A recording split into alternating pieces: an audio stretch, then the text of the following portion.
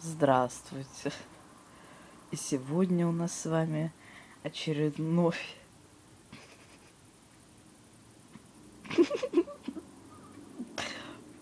очередной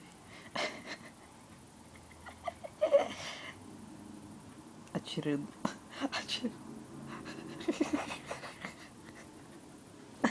мой вечер у камина. Итак, мы сегодня вечер у камина. Это такая передача, где мы с вами, ну то есть я рассказываю, а вы уже потом говорите, где мы с вами обсуждаем всякие разные истории, которые я вам рассказываю у камина, который находится вон там за креслом. Вот. И сегодня я вам расскажу одну интересную историю.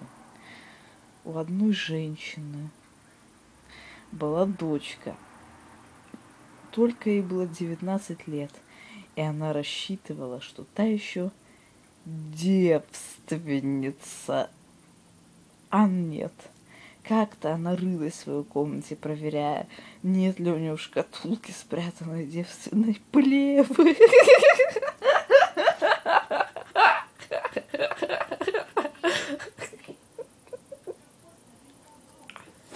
Ладно.